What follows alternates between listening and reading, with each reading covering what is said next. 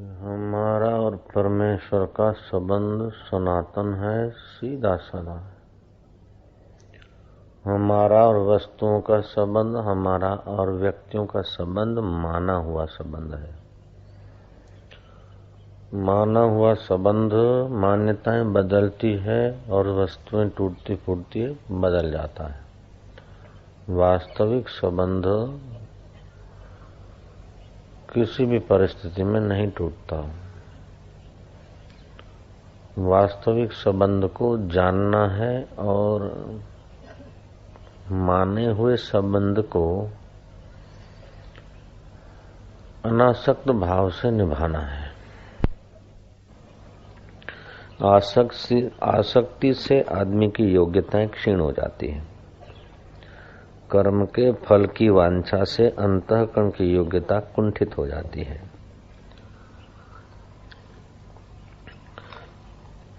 और फल तो जितना प्रारब्ध में होगा वो मिलके ही रहता है। निष्काम भाव से किए हुए कर्म अंतःकरण की शुद्धि करते हैं। अंतःकरण की शुद्धि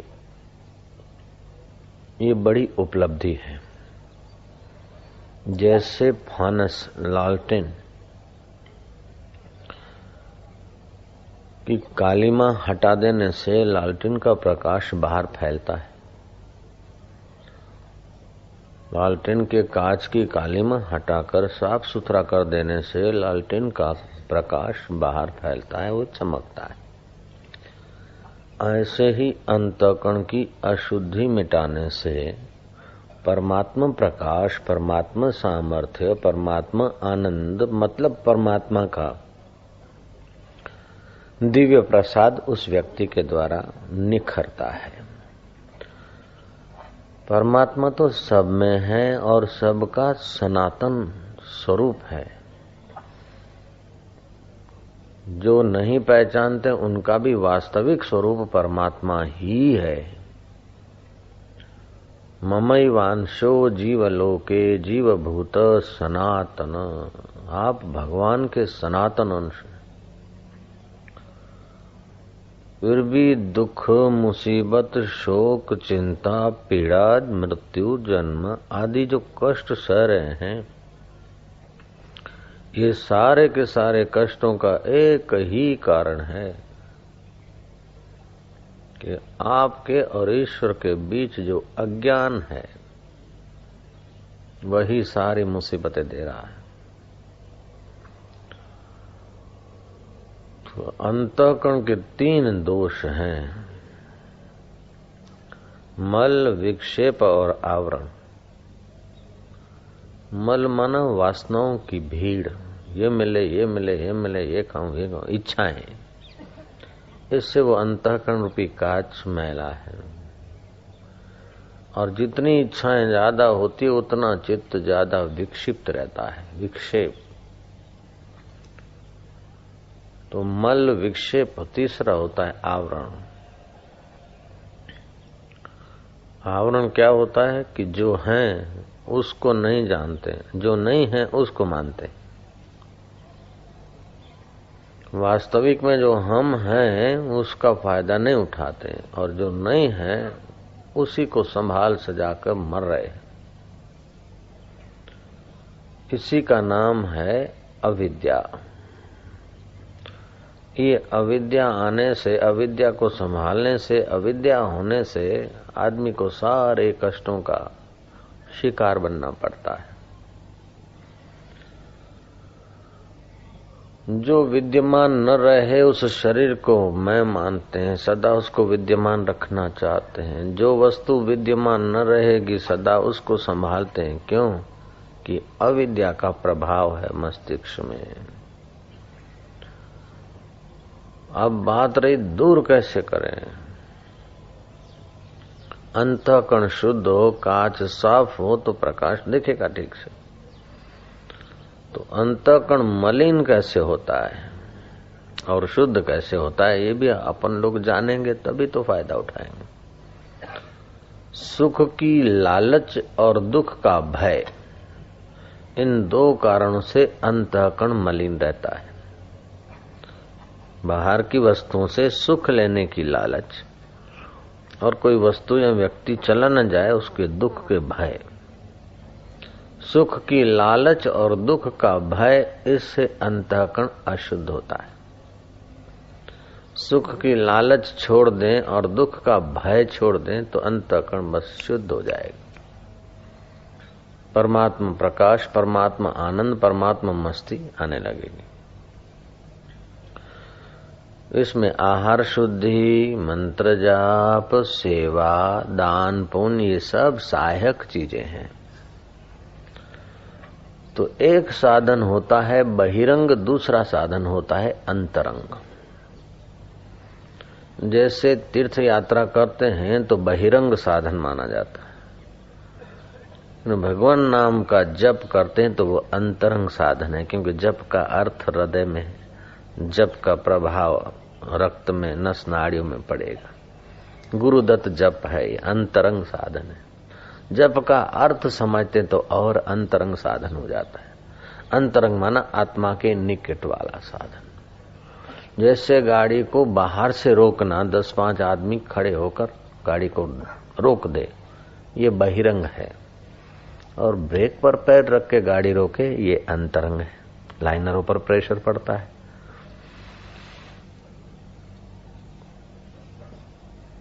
बाहर से धक्का देके अथवा घोड़ा बोड़ा बांध के गाड़ी को घसीटना, दौड़ाना, ये बहिरंग है। और गाड़ी में मशीन फिट करके पेट्रोल देना, ये अंतरंग हो गया।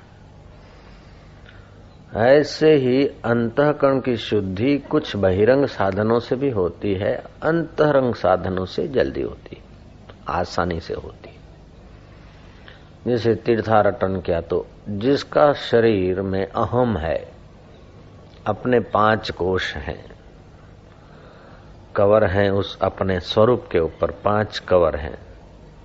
जैसे बादाम रोगन पर 5 कवर है ना, बादाम का फल, उसके ऊपर 1 कवर, फिर वो हरी हरी गिरी 2, फिर वो कठोर लकड़ी जैसी गिरी कवर 3, फिर लाल कवर 4, फिर वो सफेदी गिरी में 5, उसके अंदर बादाम का तेल। ऐसे ही उस बादाम के फल की वैल्यू क्यों है? तेल के कारण। ऐसे मानव की वैल्यू क्यों है? कैसे? क्यों? आत्मा के कारण। तो जिसका अन्नमय कोश में ज्यादा स्थिति है, ऐसे आदमी को बहिरंग साधन अच्छा लगेगा। धार्मिक तो होगा, लेकिन अंतर्मुख ध्यान बयान मजा नहीं। तीर्थ यात्रा, मेहनत की भक्ति। जिसका अन्नमय कोश से कुछ अंतर है, मन प्राणमय कोश में है, उसको प्राणायाम, आसन, उपवास ये अच्छा लगे। जिसका मनोमय कोश में स्थिति है, उसको भगवान का भजन, कीर्तन, मंदिर, भगवान के नाम का जप, ध्यान अच्छा लगेगा।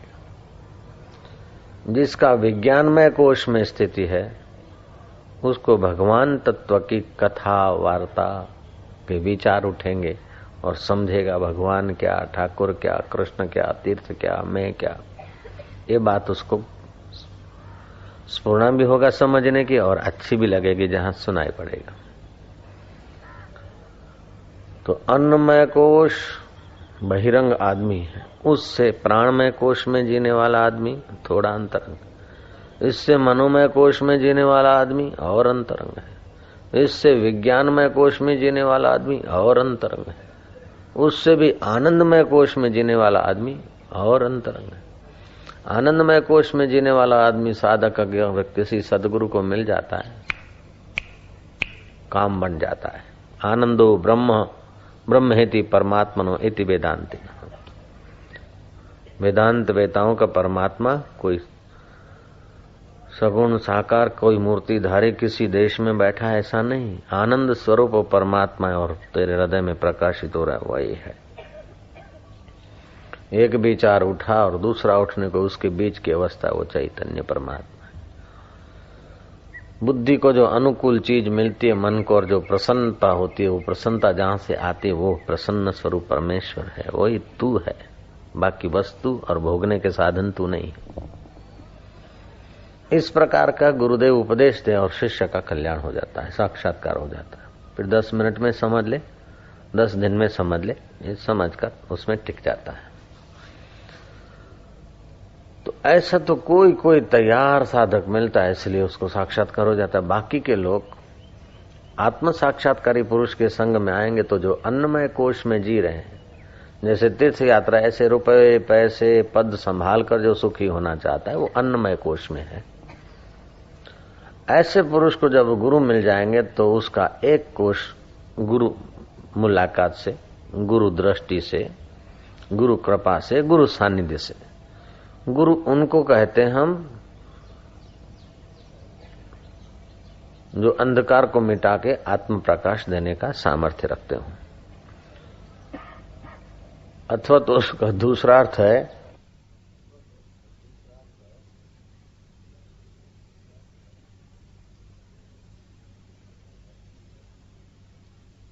इम्प्रेस न हो और ऊंचे से ऊंची स्थिति में, जैसे सुमेरु है, आंधी चले, तूफान चले, बाढ़ आए, सुमेरु को कुछ नहीं होता, हिमालय को कुछ नहीं होता। ऐसे जहां कुछ नहीं होता वहां जो टिके हुए पुरुष, उनको गुरु कहा जाता है। ऐसे गुरु गोविंद से भी ज्यादा आदरणीय माने गए। गुरु गोविंद दोनों खड़े किसको लागू पाए, बलिहारी गुरुदेव की जो गोविंद दियो दिखाए। ईशत अधिक गुरु में प्रीति, जानी करत सुजान। बोले ईश्वर से अधिक गुरु में प्रीति। हाँ, ईश्वर की मूर्ति में श्रद्धा करोगे, हृदय शुद्ध होगा, लेकिन वो मूर्ति उपदेश नहीं देगी, गलतियां नहीं काटेगी, छांटेगी, वो संप्रेक्षण शक्ति बरसाएगी नहीं। लेकिन ऐसे पुरुष गलतियां काटेंगे, छांटेंगे, उपदेश देंगे और उसमें उनका संकल्प, इनके भला हो, ऐसे संकल्प से वो बोलेंगे। भागवत में ऐसे ब्रह्मवेता महापुरुष की महिमा में शुकदेव जी परीक्षित को बताते हैं कि भगवान में 30 गुण हैं, उद्धारक शक्तियां, जीव का भला करने का, और भगवत प्राप्त ब्रह्मवेता महापुरुष में 36 गुण होते हैं। ऐसे पुरुष जल्दी से मिलते नहीं, और मिलते हैं तो हम पहचान नहीं पाते, और पहचान लिया तो फिर माता के गर्भ में नहीं आते हम। ऐसे पुरुषों के लिए ही उच्च अवस्था पे पहुंचे हुए ऋषि ने गाया है, गुरु ब्रह्मा। ब्रह्मा जी जैसे सृष्टि करते ऐसे हमारे अंदर आध्यात्मिक संस्कारों की सृष्टि कर दें। गुरु विष्णु जैसे विष्णु जी पालन करते ऐसे हमारे आध्यात्मिक संस्कारों का पोषण करते हैं वे। गुरुदेवो महेश्वरा, हमारे गुरु क्या है कि महेश्वर है, शिव है। जैसे शिव जी प्रलय कर देते हैं ऐसे हमारे अंदर जीव भाव के, राग द्वेष के संस्कारों को खत्म करते हैं। इससे भी ऋषि संतुष्ट नहीं हुए, उन्होंने देखा कि ये तो ठीक है, उत्पत्ति स्थिति और प्रलय हुआ, लेकिन उत्पत्ति स्थिति प्रलय के बाद भी जो नहीं मिटता उसका साक्षात्कार कराने वाले तो साक्षात ब्रह्म है। गुरु ब्रह्मा गुरु विष्णु गुरुदेवो महेश्वरा, गुरु साक्षात पर ब्रह्म तस्मै से गुरुवे नमः। ऐसे गुरुदेव को हम नमस्कार करते हैं।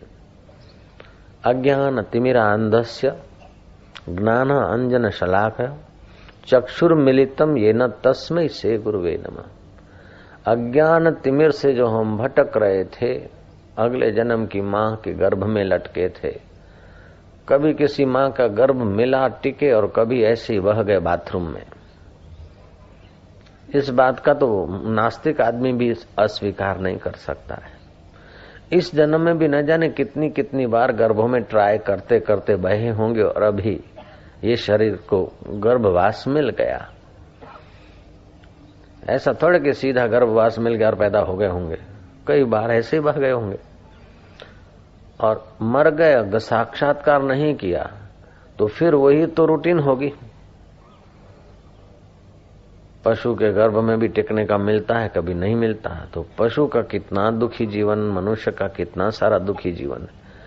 तो ये दुखद जीवनों से हटाकर मुक्ति के माधुर्य का अनुभव कराने वाले गुरु,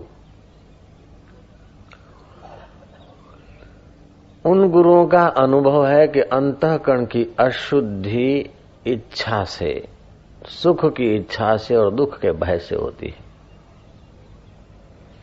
सुख की इच्छा मिटाना है तो सुख स्वरूप हरि का ध्यान और सुख स्वरूप परमात्मा के नाते संसार में व्यवहार करें तो सुख की इच्छा मिटेगी। सुख की इच्छा मिटते ही दुख का भय अपने आप चला जाएगा। और मंत्र जाप करने से भी निर्भयता आती, सत्संग से भी निर्भयता आती। तो सुख की लालच, दुख का भय मिटे। तो परम गुरु भगवान मनु महाराज का आह्वान किया राजा इक्ष्वाकु ने और प्रार्थना की कि भगवान राजपाट का सुख देख लिया, दिन दिन आयुष्य नष्ट हो रही है, सोने के बर्तनों में भोजन कर लिया, चांदी के रथों में घूम के देख लिया, लेकिन प्रभु कोई सहार नहीं, मुझ दास पर कृपा करो, मैं बड़ा दुखी हूं। लोगों की नजर से तो राजाधिराज अन्नदाता महाराज हूं, लेकिन विवेक से देखता हूं कि क्या इस पृथ्वी पे मेरे जैसे कई पुतले आ गए। मौत के मुंह में दिनों दिन नजीक जा रहा हूं, मेरे चित्त में बड़ा क्षोभ हो रहा है, मैं अनाथ बालक की नाई आपके शरण हूं। तब कृपा सागर प्राणी मात्र के परम सुहृद, आत्मवेता ब्रह्मवेता मनुष्य मात्र के नहीं, जीव मात्र के सुहृद होते हैं। कृपामय वाणी से कहने लगे मनु महाराज कि हे राजा इक्ष्वाकु, तू नित्य अंतर्मुख रह, अंतर आत्मरूपी ईश्वर से तू जुड़ा रह, अर्थात आत्म ध्यान, आत्मचिंतन और आत्म परमात्मा की प्रसन्नता के लिए काम कर। तू नित्य अंतर्मुख रहो, तेरे सारे क्लेश, सारे दुख, पाप ताप नष्ट हो जाएंगे। हे राजन, घर में जो भोजन मिले सहज में आरोग्यता का ख्याल करके खा ले। ये चाहिए वो चाहिए, जीव का स्वाद का गुलाम मत बन। मनु महाराज राजा इक्ष्वाकु को बोलते हैं और आशाराम महाराज अपने साधकों को बोलता है, जो भोजन मिले खा लो। मुझे 28 साल हो गए फकीरी लाइन में, मैं बिल्कुल विश्वास से कहता हूं, मुझे बड़ा पक्का स्मरण है कि मैंने कभी ऐसा नहीं कहा कि आज मेरे लिए ये सब्जी बनाओ। और अनजान कोई होता है सेवक तो पूछता कि क्या बनाए, तो मेरे को होता है कि क्या पूछ रहा है। कभी कभी नारायण आजकल कभी कभी पूछ लेता है ये बनाओ वो बनाओ, तो हृदय में आश्चर्य भी होता है और उसकी बेवकूफी भी लगती। क्या पता ये गुरुदेव की कृपा है, आप लोगों के आशीर्वाद है, लेकिन ये खाऊं ये खाऊं, ये खपे वो खपे, कब तक? जो होता है अनुकूल पड़ता है तो ठीक से खा लेते, नहीं तो थोड़ा कम खा के पेट भरना है। जीभ का स्वाद नहीं, इंद्रियों का स्वाद ज्यों ज्यों छोड़ते जाओगे त्यों त्यों आत्म स्वाद में तुम्हारा खूंटा गड़ता जाएगा, आत्म स्वाद में तुम्हारी स्थिति होती जाएगी। और ज्यों ज्यों आत्म स्वाद मिलेगा त्यों त्यों तुम सच्चे परमेश्वरीय सुख का आस्वादन करोगे और लोग भी तुम्हारे संग में आकर आस्वादन के भागी बनेंगे। जैसे लालटेन का कांच साफ है तो कांच तो चमकता है, लेकिन कांच के द्वारा दूर दूर तक प्रकाश जाता है। ऐसे तुम्हारा जीवन तो चमकेगा, तुम्हारे जीवन के द्वारा दूर दूर तक परमात्मा आनंद के वेव्स, परमात्मा मस्ती, परमात्मा ज्ञान, परमात्मा ध्यान के वेव्स दूर दूर तक फैलेंगे। हे राजन, तुम नित्य अंतर्मुख रहो, घर में जो भोजन हो मिले स्वाभाविक उसको खा लो, जहां नींद आए वहां सो जाओ। ऐसा बिस्तरा हो, ऐसा गादी हो, ऐसा तकिया हो, ऐसा फलाना हो, छोड़ो। जहां नींद आए वो वहां सो जाओ, जो वस्त्र मिल जाए वो पहन लो। एक आदमी आके बापू तमे खादी ज પહેરો છો, पहले हम खादी ज्यादा पहनते थे। मैं क्या, हाँ मैं खादी भी पहनता हूँ। कि हमें तो खादीना જ વસ્ત્રો જોઈએ, તો તમારા માટે मैं खादी लावी। मैं क्या, हमारे लिए कुछ नहीं लाना। हमारा शरीर का जो प्रारब्ध है, जिस वक्त विधाता परमात्मा जिसको जो प्रेरणा करेगा, हमारा अपना शरीर नहीं तो खादी का कपड़ा हमारा कैसे, जो आएगा पहन लेते। जो वस्त्र मिले अंग ढकने के लिए, मर्यादा के उस सामाजिक सोशल मर्यादा के इर्द गिर्द जो वस्त्र मिले पहन लिए, जो भोजन मिला खा लिया, जहां नींद आई सो गए। मुख्य काम यह है कि आत्मचिंतन, आत्म ध्यान, आत्मज्ञान। गोरखनाथ ने कहा, हसीबो खेलीबो धरीबो ध्यान। हंसते खेलते जीवन निर्भर बनाओ। कई लोग ध्यान करते हैं तो भी अक्कड़ के, तो ध्यान करता है कि झगड़ा करता है, ध्यान करता है कि कुश्ती करता है। भगवान आनंद स्वरूप है तो पहले अपने हृदय को आनंद से भरकर फिर प्रवेश कर ध्यान में। विवेकानंद ठीक बोलते थे कि वॉलीबॉल खेलने के बाद गीता जितनी समझ में आएगी उतना कमरे में बैठ के मंदिर में बैठ के गीता उतनी समझ में नहीं आएगी। प्राणापान की गति विकसित होगी, चित्त प्रसन्न होगा, फिर गीता पढ़ो। तो कुछ लोग धार्मिक लोग चिड़चिड़िए स्वभाव के हो जाते हैं। उन्होंने धर्म की यात्रा की नहीं, यूनिफॉर्म की यात्रा की। हसीबो खेलीबो धरीबो ध्यान, अहर्निश कथिबो ब्रह्म ज्ञान। खावे पीवे न करे मन भंगा, कहे नाथ में तिसके संगा। खाए पिए लेकिन मन किसी में फंसने न दे, मन भंग न करने दे। पहले तो ऐसा खाते थे, अब क्या ऐसा टुकड़ा। पहले तो ऐसा जीते थे, अब ऐसा जी। पहले तो गरीबी में जी रहे थे, अभी अमीरी में। पहले अच्छा पहनते थे, अभी घटिया पहन रहे। पहले घटिया पहनते थे, अभी अच्छा पहन रहे। इन तुच्छ चीजों को अपने अंतःकरण में मत भरो, मत आने दो। पहनता था शरीर, घटिया भी शरीर ने पहन लिया, बढ़िया भी शरीर ने पहन लिया, बढ़िया भी खा लिया, घटिया भी खा लिया। ये सब आतशबाजी का हाथी तो है। દશેરાનો રાવણ, એના ટાંટિયા 18 ફૂટના લાંબા હોય તો શું, 8 ફૂટ લાંબા કર્યા હોય તો શું, હમણે તડાતડી બોલશે જય શ્રી કૃષ્ણ। એનું મોઢું 2.5 by 2 નું બનાવ્યું હોય તો શું, અને 1.5 by 1 નું બનાવ્યું હોય તો શું, હમણે તડાતડી બોલશે। ऐसे ये शरीर आतशबाजी का पुतला है। इसका एड्रेस तो शमशान है। राम तीर्थ ने सिल्किन धोती मंगाई और पहरी। बोले स्वामी जी आज तो आपका वट है, आप तो चमक रहे हैं, इतना बढ़िया धोती पहने गुरु जी। बोले ये तो सती का श्रृंगार है, ये तो सती का श्रृंगार है, आखिरी जन्म है, लाल दिया किसी ने, पहन दिया, हो गया, सती का श्रृंगार है। इसकी बात क्या करते हो, मेरी बात करो। मैं कौन हूं, तुम भी वही हो।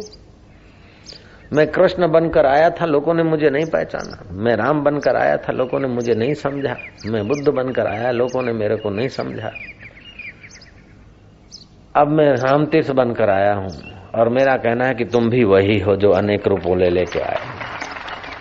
उसकी बात करो। सिल्किन साड़ी पहनी, घड़ियाल स्वामी राम तीर्थ ने पहनी। आपने क्या खाया, आपने क्या बोला, आपने क्या।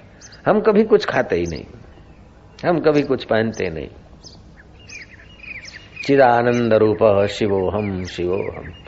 आनंदमय कोश में जीता हुआ व्यक्ति अगर तत्व ज्ञान मिल जाए तो आनंद स्वरूप में टिक जाएगा। नारायण नारायण नारायण। और उसका आनंदमय कोश का जो आनंद है, आनंदमय तत्व में टिकेगा तो वो आनंद गंभीर हो जाएगा, स्थिर हो जाएगा, मजबूत हो जाएगा। कभी कभी पुराने संस्कार के अनुसार उसको थोड़ा बहुत विक्षेप जैसा आएगा। उसमें भी 3 प्रकार के महापुरुष होते हैं। एक होते भक्ति प्रधान ज्ञानी, सच्चे हृदय से भक्ति करते करते करते, जैसे रामकृष्ण है, फिर ज्ञान को उपलब्ध हुए। तो उनको कोई कष्ट आएगा, बोले कैंसर आया है, अब दूसरे को आशीर्वाद करते हो ठीक हो जाता है, तो अपना तो जरा कर दो, माँ को बोल दो। विवेकानंद प्रार्थना करता है, बोले वो जगत नियता माँ आदि शक्ति सब जानती है, हमारे लिए उचित है तभी तो दिया है, तो भोग लेने दो इसको, क्या फर्क पड़ता है। भक्ति प्रधान ज्ञानी, ऐसा अर्थ लगाए। ध्यान प्रधान ज्ञानी को कोई विक्षेप, कोई चीज, कोई डिस्टर्ब हुआ, सामाजिक ये वो, बोले कि मरने दो, धारणा ध्यान में चले आएंगे अपने पर ब्रह्म परमात्मा। तीसरे होते हैं विचार प्रधान ज्ञानी, आत्म विचार से आत्म परमात्मा को पा लिया, तत्व ज्ञान। वो देखेगा कि विक्षेप या रोग शरीर में हो रहा है, मुझ में कभी हुआ नहीं, अपमान और मान इसका हो रहा है, मेरा क्या है। विचार प्रधान ज्ञानी थे रामतीर्थ, अमेरिका के किसी गार्डन में टहल रहे थे, लड़के आए, देखा कि नंगे पैर नंगा सिर, अमेरिका में वो पहला आदमी गए होंगे, काशा वस्त्र, नंगे सिर नंगे पैर और घूम रहे। लड़कों ने oh monkey monkey monkey monkey monkey monkey, तो रामतीर्थ भी नाचने लगे, monkey monkey monkey we say to you. Ramtirtha, I understand, yes, monkey monkey monkey. उनको लड़कों को आश्चर्य हुआ कि आदमी अंग्रेजी भी बोलता है और मंकी मंकी बोल रहे थे, तो नाचता भी है, ऐसा मंकी मिलना भी मुश्किल है, इतना समझदार मंकी मिलना भी मुश्किल है मानव वेश में। उन लुफंगे लड़कों को और मजा आई, घेर लिया।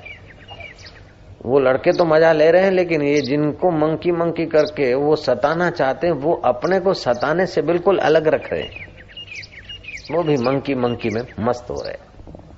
आखिर कोई समझदार आदमी ने देखा कि इंडियन साधु और ये कोई ऊंचे महापुरुष हैं जिनको राग द्वेष हर्ष शोक छूता नहीं, लेकिन इनका अपमान इन बच्चों को मुसीबत कर देगा। उन भीड़ को, बच्चों को समझा बुझा के डांट के हटा दिया। रामतीर्थ को थैंक्स किया, प्रणाम किया। रामतीर्थ घूमते घामते मस्त, बड़े खिलखिलाते हुए जिस घर में ठहरे थे वहां देखा कि आज तो बड़े खुश हो। बोले Swami ji, what happen today? Happen क्या, आज तो हम खूब मजा लिया, I am very happy today, खूब एंजॉय हुआ। एंजॉय का क्या सामान था? बोले लड़के बोल रहे थे मंकी मंकी मंकी, तो हम भी बोल रहे थे मंकी मंकी। बोले किसको बोल रहे थे? बोले इसी को बोल रहे थे जिसको लोग रामतीर्थ बोलते, उसी को लड़के मंकी बोल रहे थे, तो हम भी इसको मंकी बोल रहे थे, तो वो भी मजा ले रहे थे, हम भी मजा ले रहे थे। लोग सोचते स्वामी जी आप क्या कह रहे हैं, हम समझ नहीं सकते। बोले मैं समझ से परे हूं तो क्या समझोगे? लोगों ने मंकी मंकी कहा तो सचमुच ये मंकी तो है, वो मजा ले रहे हैं तो मैं नाराज क्यों हूं?